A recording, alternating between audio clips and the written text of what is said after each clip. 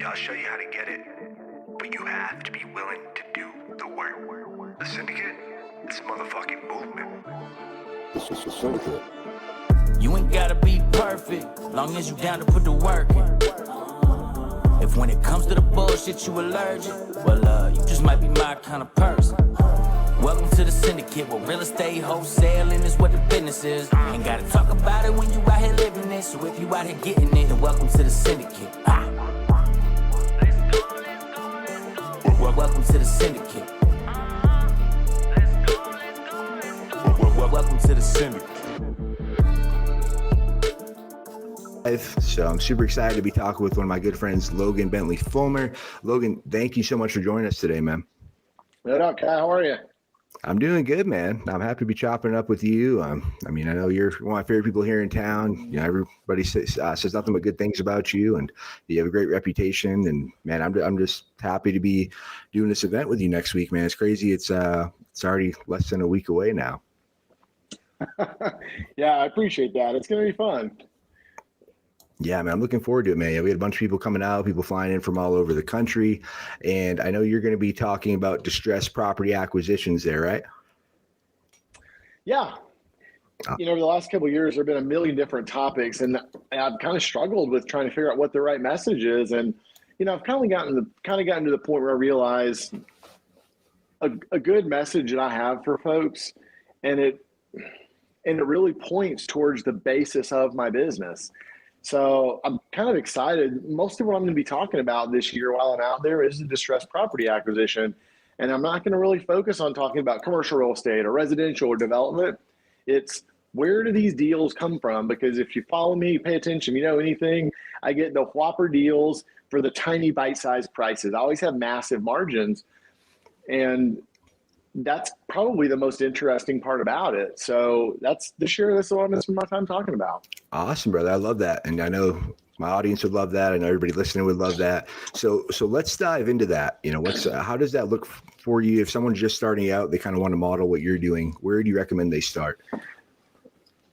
So strangely enough, I kind of started doing it this way, and I just didn't know what I didn't know. So when you're starting a business and you got no money and, you know, your time isn't worth a flip, well, you can spend all doing one thing, or you can spend all of your time doing another, but you're still not getting rich quickly at the moment. So it doesn't really matter. Luckily, I spent time trying to solve a really hard problem. So while I was solving this hard problem, everybody else who was poor solving this hard problem, once it developed, it took off rapidly and gave me a huge amount of profitability. And strangely enough, it's been very stable in a good economy, a bad economy. It's worked really well. But what I like about it is if you didn't build your business from the beginning like this, but you had the understanding of your real estate concepts, whether it's buying rent houses or flip houses or wholesaling or whatever, most people in real estate get to the point where they have to get their own leads, and that's how you're going to get your better deals. So most people that we're going to be talking to or listening to this are in that flow. And if you're in that flow, you for sure come across a deal that's a mess. Whether you have a title issue, multiple owners that are fighting, lost owners, a break in the title chain, or a big attorney general lien, or someone wasn't paid child support, or an IRS lien, all these things that can stop a property from selling simply and quickly. That situation right there is the calling card.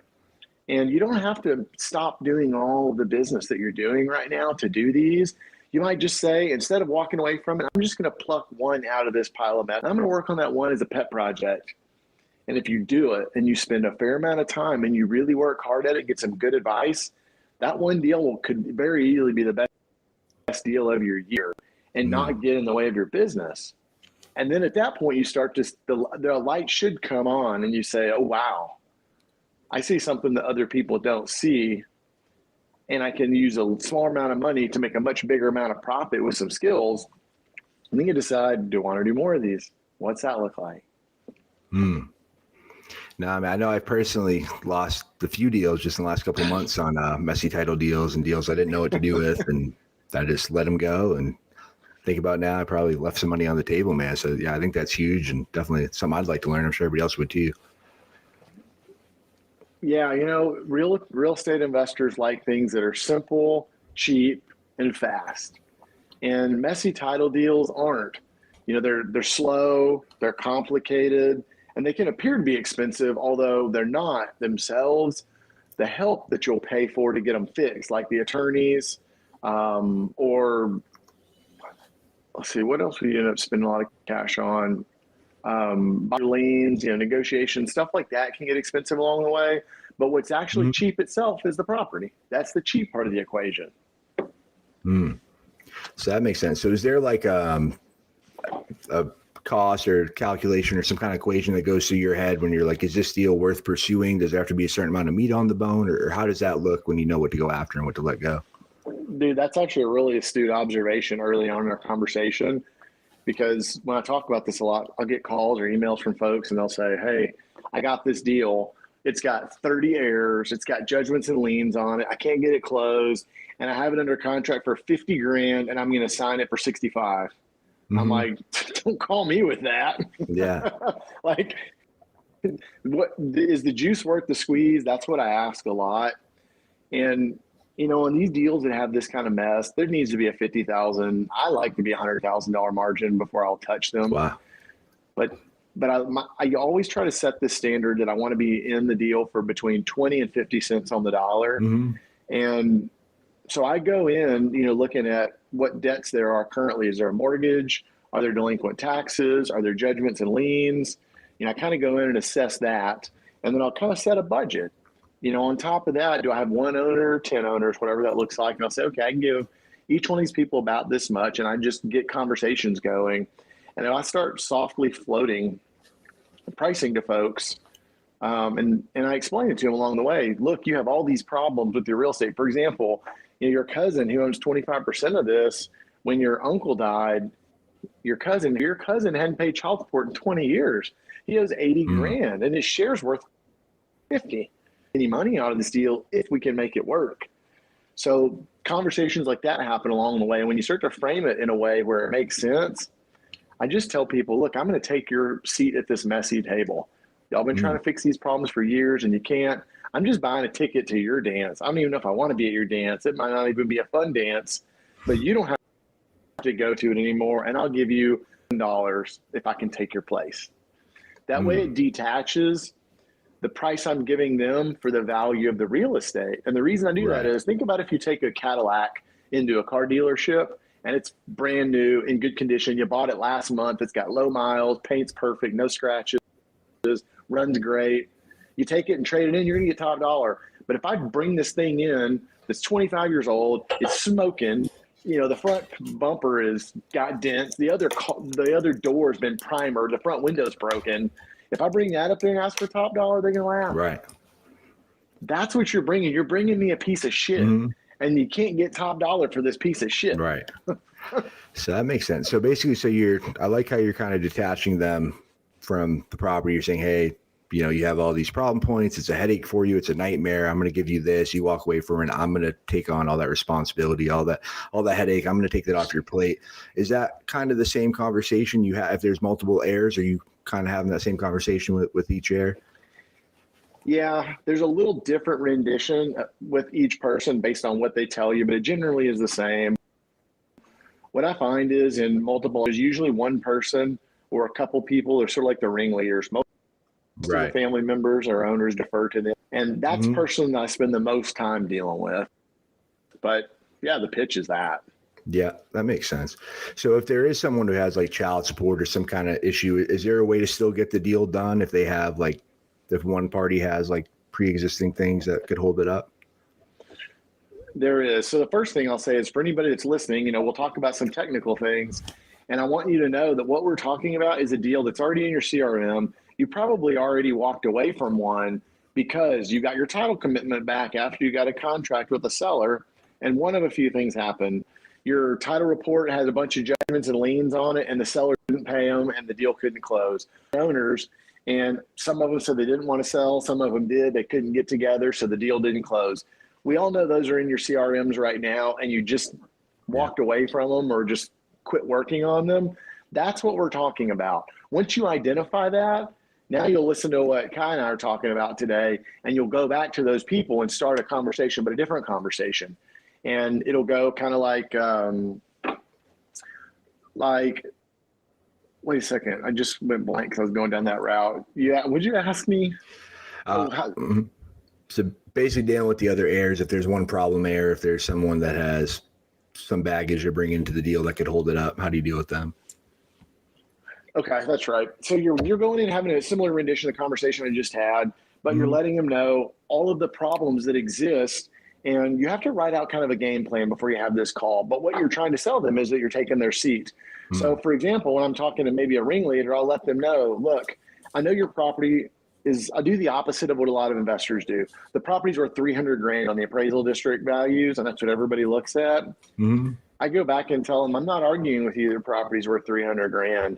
And a lot of investors always want to argue that it's worth less. You know, that's the first point of conflict. I don't want to do that. I'm upfront and honest. Your property is worth $300,000, but that is the Cadillac that's been all fixed up. Right. You got to fix the dent. You got to air up that tire. You got to replace the front window. You got to get a paint job.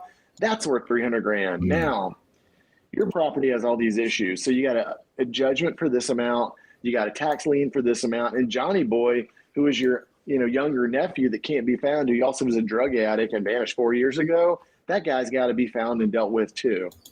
So I'm willing to give you some money, but I want you to know that, again, I'm taking your seat at the table, and the money I'm paying you is not really an indicator of what the value of the property is. It's my price to replace you. And there's the tricky part. If I can't get this solved, I'm in your seat. I bought property which you inherited. You didn't pay any money for this. I have to spend money to take your place. You go off in the sunset and go on a vacation or whatever with the money I give you. Now I've invested, and if I can't fix it, I'm stuck with it. You inherited it for free and can't fix it, so it's not a burden to you. But can you imagine if I spend a bunch of money on it and can't fix it? Now you can a risk that I'm looking at taking on.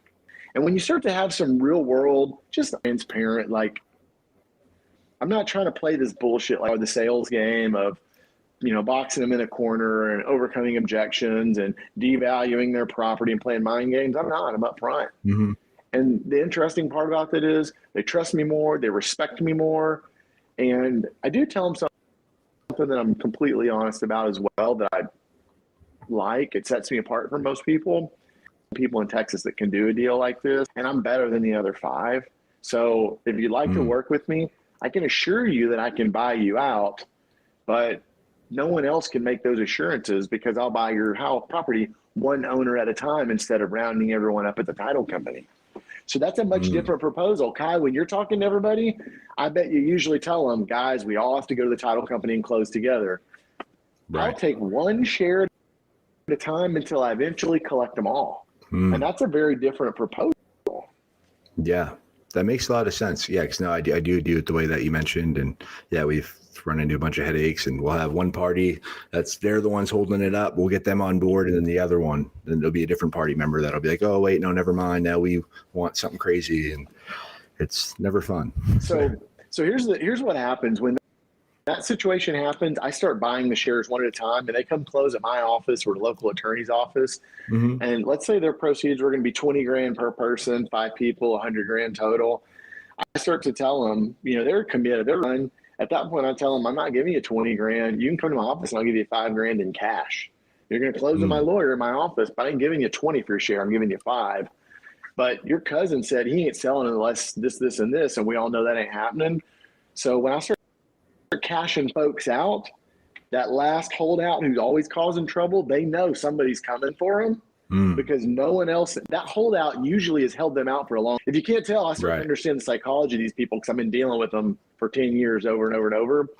They're used to holding the deal up, and they can always hold the deal up for years. At this point, the train's coming, buddy. You ain't stopping it. So I start buying a share at a time until I get to that last person and let them know you can deal with me nicely or I'm going to file a lawsuit. I don't really care which one, but Friday, one of them is going to happen. You get to pick which one that is. Okay. So that's interesting. So I was wondering, if like they're that last holdout, if they're like, oh, my share is worth more now because I'm the last piece of the monopoly board that you need. But you said you can just file a lawsuit if they try to play that game. So I see it differently. And I've had people tell me I'm the last person you need. Mine's worth more. And I say, man, that's strange. I see it differently. Actually, your share is less valuable because you're the last one. And if I don't buy you, you're going to put me in a spot that I have to file a lawsuit against you. So I'm not willing to give you a huge amount of money, but the money that I'd give a lawyer for a retainer, which would be about $5,000 to get started, I'll give you that. But I don't feel good over the barrel and charge me extra because you hurt all those other people and you now want to do that to me. So I would rather give more money to the lawyer than a little bit to you. So let's figure out which one we're going to do, guys. There are a couple of ways to solve that, but for folks that are out there listening to this and saying, wow, that sounds complicated and over my head. If you spend a little time learning about this, but you go to a local real estate attorney, you'll have to interview a lot of them to get one that is willing to buy undivided interest and file a partition lawsuit. Those two skill sets right there will generally get you beyond almost all of the roadblocks here. You don't want to file the partition lawsuit because it's just slow and costly. But if you have good margin, you built that along the way and you prepared to, and you're really ready to do it, the last person 90% of the time is going to work with you once they know you're not horsing around. And if you actually do file the lawsuit, about another 80% of the time, they'll settle with you immediately thereafter. That makes sense. So you really do need to be creative. When people say I'm a wholesaler, I'm a real estate investor, I'm creative, that's creative, great. But if you want to do these deals, you need to get another layer more creative, and you dig, you figure out. I'll give you an example. When you have a judgment that's more valuable than the property, let's say you got a $250,000 lawsuit judgment that one of the owners had a construction company defaulted on a contract and got sued. There's this judgment against them worth $250,000. Now let's say the property is only worth $150,000, but that judgment is 5 to 7 years old. Usually creditors, they know that if they don't collect on that judgment in the first couple of years, the odds are very, very low they're going to collect on it. So what I'll usually do is call that creditor and say, and I don't tell them I'm buying real estate, but I tell them, hey, my name's Logan. I buy old judgments and liens. I pay 5 to 10 cents on the dollar. I saw a couple of them out there in the land records that you held. Would you sell them to me for 5 to 10 cents on the dollar? And if they say yes, I'll go buy that $250,000 judgment for $5,000, $10,000. And then I go back to that last person who was holding out and say, I bought this judgment. It's valued at $250,000. You can either sell to me for a fair deal, or I'm going to use this to foreclose on your share of the interest in the property because I took the creditor's place. That's brilliant. I didn't know you could do that. It makes so much sense. An aggressive strategy, but at the end of the day, 90% of the time, I never have to get that far, but that's your end all be all. Like if I can't get this fixed by negotiating, I'm going to do that. But usually when you spend the time and you talk with family members and you say, look, I know you and Johnny had bad blood. Please don't punish me for y'all's bad blood. Let's talk through this and make it work. And if you're open and you treat them with respect and you don't act like a jerk, like a large part of these people in our business do, just being all right guy, that'll get you so far. That makes a lot of sense. Now, are there certain judgments that you can't buy, or are there only certain ones that you can? Whatever way the list is smaller, I guess. Yeah, if you're looking at judgments like restitution from the federal government, stuff like that, like I forget what they're called now, but yeah, the restitution stuff, you'll have judgments and liens like county code compliance liens, city code compliance liens, state liens. You can't buy municipal or federal stuff.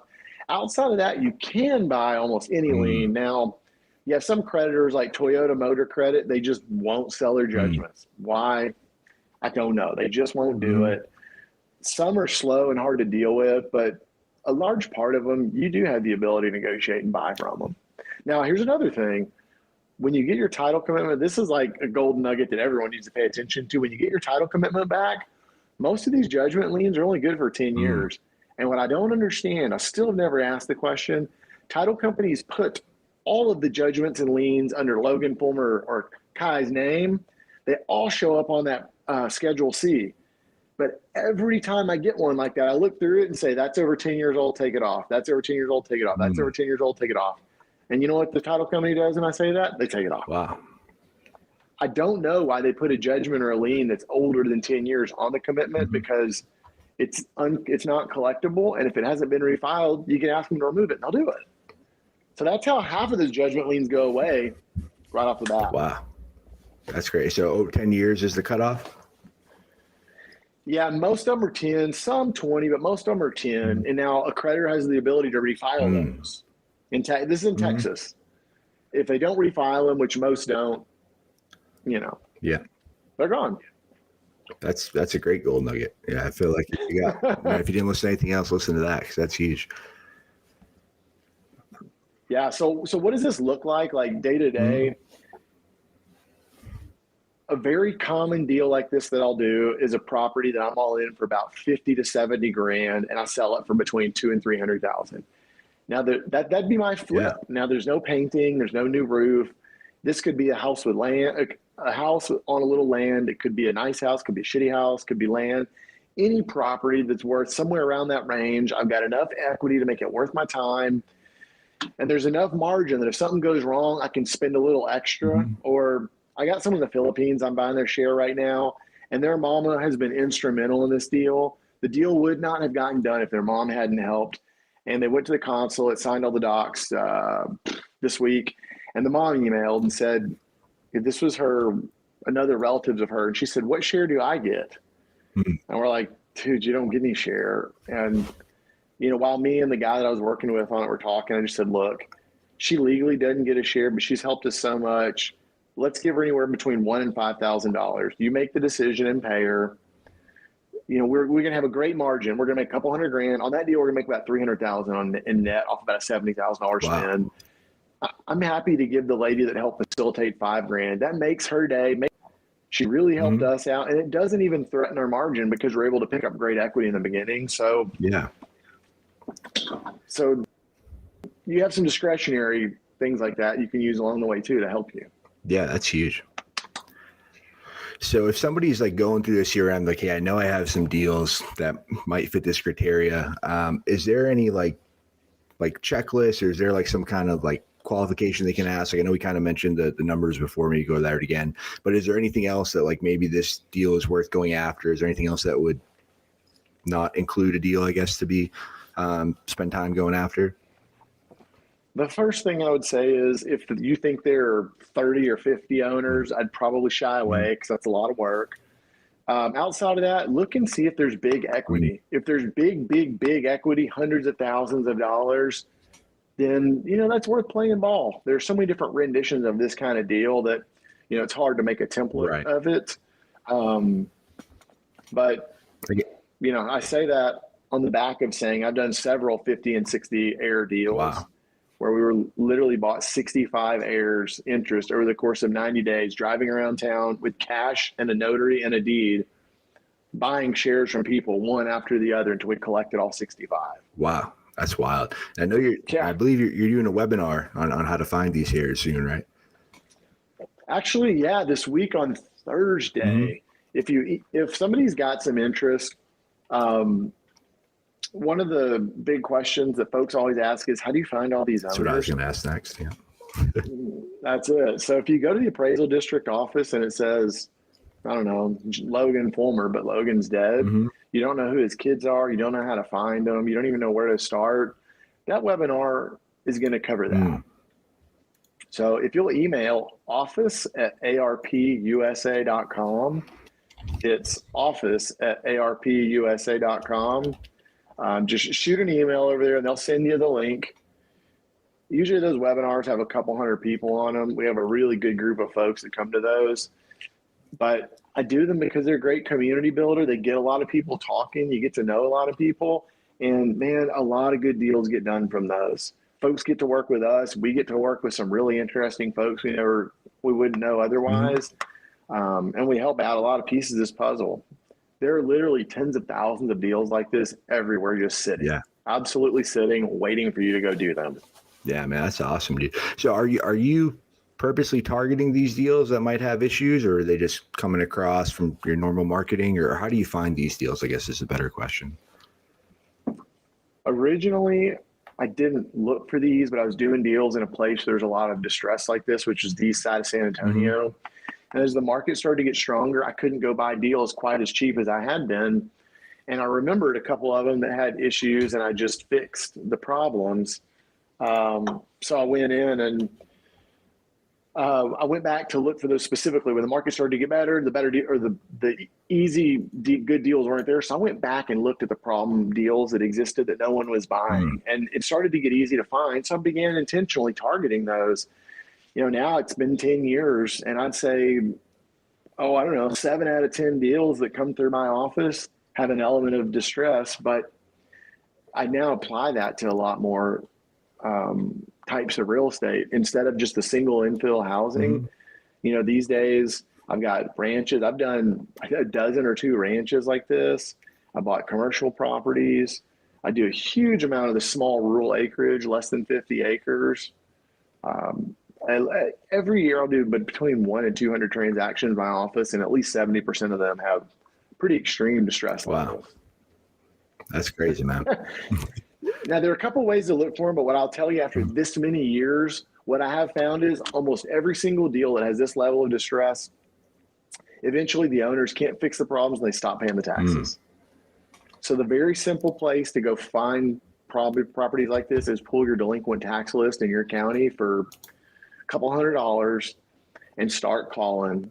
I bet you 1 in 2, about 50% of the properties on there have tax title issues. And once you get that conversation going for the newbie, you can figure out what they are. Now, once you start to get more sophisticated, you'll be able to look you'll do research to identify them. But at this point, call delinquent tax list and see if there are problems. There you go. That's some great advice. Now, so say, Logan, they find a deal, they go through the CRM, they find a deal that kind of meets this criteria, and they don't know what to do with it, but there's a lot of meat on the bone with that deal. Is that something you or your office can help them with? Yeah, it is. We JV with a ton of people. Large share deals come in through JV stuff. If you email us, info@arpusa.com. So it's info, INFO, @arpusa.com. Do a ton of deals through JV referrals. We look at them a couple different ways. One of them, we just tell you how to fix it and go do it because you don't need us. It's not hard. If it's complicated, then we'll look at it and say, we're a good candidate to work with you. And we'll do it 1 of 2 ways. We'll pay you out in the beginning if your person will come sign with us, or you can take a ride with us, learn how to do it our way, and get paid on the end a little bit bigger share. Man, that's awesome. Yeah, yeah. I'm sure if everybody looked through their CRM or thought about some deals that fell through, I know any deal that falls through for me, it's like always a pain point that I think about sometimes. So I'm sure if you think about it, you'll find some. Ky, you've spent money on marketing. You had people making calls. You've done it yourself. You get there, and then you realize, man, someone was right there ready to go, and it's sitting in my CRM, and each lead might cost you $1,500, $2,000. That would be a deal for marketing, and it's dead. Yeah. If everybody on this podcast right now would go look in their CRM at the deals that could not close and just sum up the basics, how much debt is involved, be it mortgage and taxes combined, what's the general reason the thing couldn't close, call the person and see if they still want to do a deal. And if they do, send it over to us. You don't have to give me the address. Just give me, you don't know me. Just give me the basics. And I'll tell you if it's something we think we can fix. And if we can, we'll engage together and start working on it. We do it. If I don't get a referral for 10 deals after this, I'll be really surprised because I know they're there. They're ready. Yeah, 100%. I know it's hard to trust people, but yeah, I think I don't say this about anybody, but Logan's one of the most trustworthy people I've met in this game. So highly recommend if you have any deals, definitely reach out. Thank you for saying that. I will tell you, we're very aggressive, but we're fair and firm. So, a large part of our work has come through referrals. We get referrals from local judges, attorneys, escrow officers, wholesalers, investors, realtors. It comes from a wide group, and we will never cut a person out of a deal because that's where our money comes from. And I'm not going to risk my reputation on screwing somebody for $40,000. It ain't worth it for me. 100%. And then just to recap, I saw the messages. We're on Restream, so it's kind of weird they disappear sometimes. But you said the best emails. I know somebody asked how can they send a deal to you. Can you repeat that email one more time? It's info, INFO, at arpusa.com. Awesome. And I'll make sure I wrote them down. We'll go ahead and we'll get them in the comments for you guys after we hop off the live. We'll make sure you guys have both those. If you guys want to sign up for the webinar, is it this week? Webinar is this Yes, Thursday? it's going to be on Thursday. Perfect. Yep. So yeah, I will make sure we get both of those. And yeah, again, next week we're doing our event, Wholesaling Syndicate Live. It's happening here in San Antonio. Logan's going to be one of our speakers. He was gracious enough to donate a couple tickets out of his own pocket. So we're giving away 2 tickets. First person to go to live.wholesalingsyndicate.com and use promo code Logan, Logan. You're going to get one of those tickets. Again, once those 2 are gone, they're gone. But I'll drop the link after, but it's live.wholesalingsyndicate.com. And yeah, we have Logan speaking about the same exact thing, going into more detail. It's a great opportunity to meet with Logan, network, meet with myself. We have a bunch of other great speakers. We have people flying in from all over the country. So I am super excited for this event. It's been a lot of work putting it together, but it's finally getting there, man. So I'm excited. Great job, man. It's a ton of work. I've been around this stuff, and I got to commend you. That's when you get there and it all goes off without a hitch and everybody's happy. It's a big deal. You've done it before, so I'm impressed. I appreciate it, man. Yeah, I got to give all the credit to my wife, Bree. She's the integrator, and she makes the stuff happen. I'm the one who comes up with the crazy ideas, and she makes sure we come through at the end. So I'm very grateful for her. And then I'm trying to read the comments. If you guys have any questions, I don't know if you have a couple more minutes, but we'll do a quick Q&A. Ali on YouTube asked, can you get someone out if he smoked weed? So I don't know if you're trying to fire someone. He said, can you get someone out if he smoked weed? So I don't know. I mean, yeah, I don't know. I don't know, Ali. You smoking weed today? Come on. But yeah, I appreciate everybody for hopping on. I know we had a great turnout, and yeah, look forward to seeing everybody next week. So not less than a week, but a little over a week away, almost a week away. But do you have any other closing thoughts, Logan, or anything else you want to share with the audience? I would recommend that the message that I share with folks is that you don't need a whole heck of a lot of money and some really, really information out there, and you can convert that into some of the automation. You can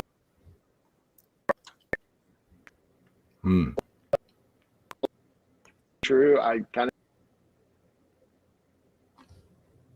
of think we might have lost him there. I think we might have had a connection issue, but yeah, if you guys want to come out, come out next week. Love to see you guys. Logan's going to be there.